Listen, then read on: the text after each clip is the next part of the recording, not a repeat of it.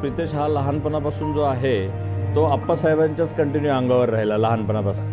मी राजकारणामध्ये असल्यामुळे माझ्या हॉलमध्ये घरी जी काही मंडळी भेटायला यायची त्यावेळेला तो सतत माझ्या मांडीवर असायचा. तेव्हापासूनच मला वाटत होतं की हा जरा वेगळ्या पद्धतीने पुढे जाईल, ॲक्टिव्ह पर्सन म्हणून हा पुढे येईल आणि त्या पद्धतीनं त्याची पावलं पडत गेली. आमच्या घरातला तो एक चांगला ॲक्टिव्ह मेंबर आहे.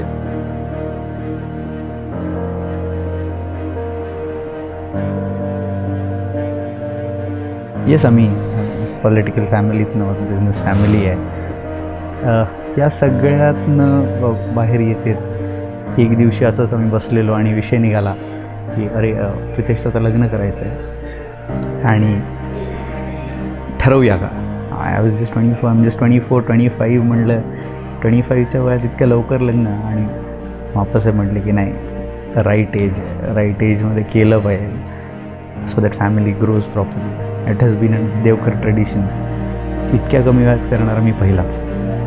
म्हणून घरात एक्साइटमेंट, नर्वसनेस, एन्झायटी, अगदी सगळे उत्सुकतेने बघत होते की कशी असणार मुलगी. आणि झालं, डिसाईड झालं. आणि आमचा पोर्टफोलिओ आला, फोटो वगैरे छान असेल.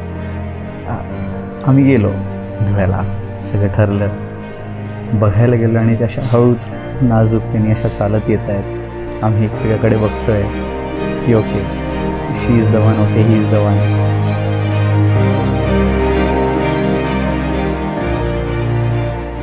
बोलणं सुरू झालं, सगळं झालं आणि मग आम्ही बोललो एकमेकाशी फ्युचर प्लॅन्स आणि काय करू इच्छितेस, दोघांचे पॉलिटिकल बॅकग्राऊंड.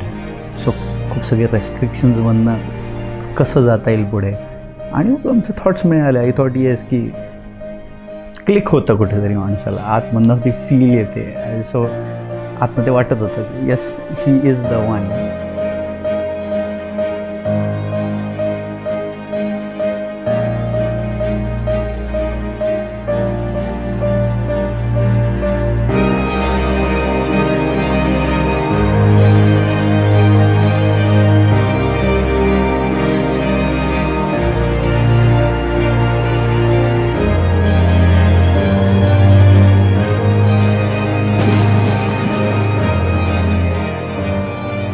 एंटरप्रेनर आहे, एका कमी वयात बिझनेस चालवतो. सो कोणीतरी तुम्हाला सपोर्ट करायला लागतं.